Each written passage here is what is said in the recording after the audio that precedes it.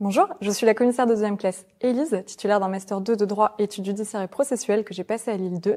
Et suite à ça, j'ai intégré l'institution en 2020 en passant le concours externe sur épreuve du commissariat des armées. Nous débutons la formation à l'école des commissaires des armées qui se situe à Salon-de-Provence pour une phase d'incorporation qui dure 2 semaines, durant lesquelles nous apprenons les rudiments de la vie militaire, comme l'ordre serré, les chants et les traditions. Nous suivons un circuit administratif et à l'issue de ces 2 semaines, nous rejoignons donc nos écoles d'officiers d'ancrage.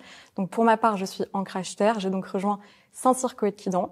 Nous sommes intégrés donc au sein des sections des officiers des armes pour une période de 3 à 4 mois pour faire nos classes militaires. Et durant ces classes, nous apprenons donc tout ce qui est savoir-être et savoir-faire militaire, notamment le combat terrestre sur le terrain, avec des phases de bivouac, la topographie, le tir et des phases d'aguerrissement. À l'issue, donc, nous rejoignons l'école des commissaires des armées et nous faisons donc promotion constituée.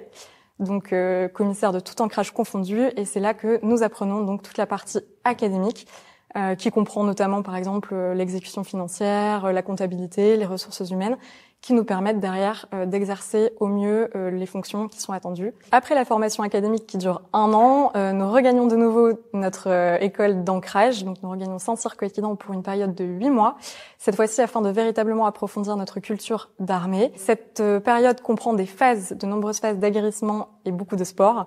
Nous avons aussi divers stages en état-major. Et à l'issue, nous sommes fin prêts à intégrer un régiment des forces. Un moment marquant au sein de ces 2 années de formation serait pour moi la marche au képi, parce que c'est un moment vraiment chargé en émotions et assez éprouvant, mais qui restera vraiment gravé dans ma mémoire. Donc c'est une longue marche de nuit qui fait office de rite de passage au statut d'officier. Pour mon premier poste, j'étais chef de section de coordination administrative et budgétaire ainsi que chef de la section état-major au 501e régiment de chars de combat. Mes missions consistaient notamment à suivre et budgéter la préparation opérationnelle et donc du coup à suivre les consommations induites par les exercices et activités des militaires du régiment. J'étais aussi sollicitée pour fournir un appui juridique au commandement.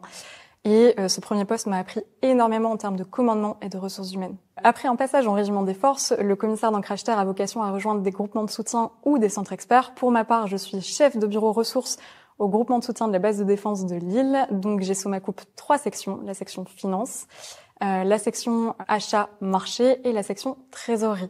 Pour la partie finance, donc cela recoupe tout ce qui est l'approvisionnement dans les dépenses dites d'administration générale et de soutien commun. Pour la partie achat marché, cela passe par le suivi et la passation de marché dans les domaines tels que le nettoyage, les espaces verts ou encore l'hôtellerie, notamment par exemple pour les militaires qui sont en mission sentinelle sur zone. Donc ce sont des missions variées, diversifiées, qui nécessitent de mettre en œuvre des process bien déterminés et dans lesquels on ne s'ennuie pas.